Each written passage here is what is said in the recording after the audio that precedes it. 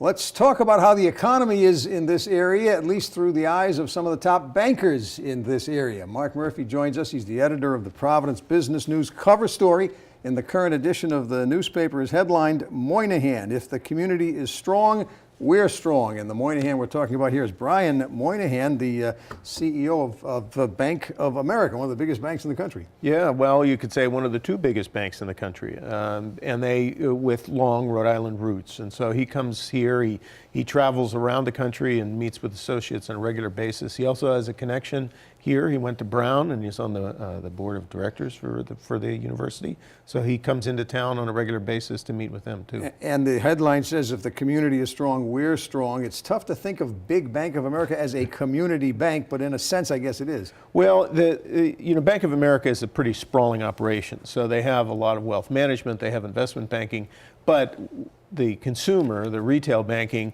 is, you could say, a series of community banks, right? It's just that it happens to be nearly every community in the United States, so if you look at it that way. But what he's talking about is if they're doing a lot of lending, it's because the economy is strong, and they like to be able to lend into the community, because if each of those communities are strong, the businesses are going well, then that it's a sign, it's a sort of a self-perpetuating engine, if you will. If the businesses are doing well, then consumers are doing well, they're spending, which then supports businesses, and it creates a virtuous cycle. And they're talking about this social consciousness investing more and more at the Bank of America, this corporate social responsibility. Well, yeah, and impact investing, he says, and it's an interesting, I don't know, change he's not willing to say it's a change in philosophy, but they're putting more emphasis on it, whether it's through renewable energy investments, whether it's through helping affordable housing happen.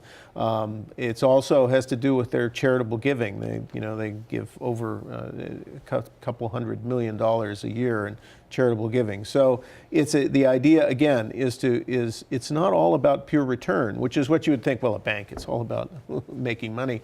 And in this case, they're saying, we're looking at the social impact too. Yes, we're trying to maximize our return.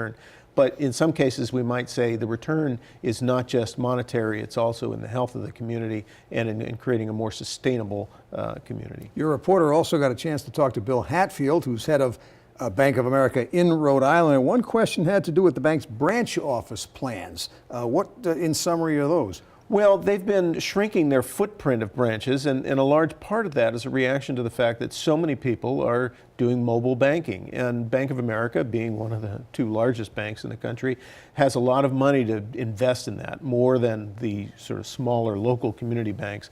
So they have digital capabilities that they say are second to none, and they are pretty robust. So the point is that a lot of their branches are now more about appointments. They're not sort of taking care of basic banking. You can do that on your phone or your tablet or even on other online devices. There's a lot more about all of this in the current edition of the Providence Business News, in print or online. And Mark Murphy, thank you for joining us. Thank you, Frank.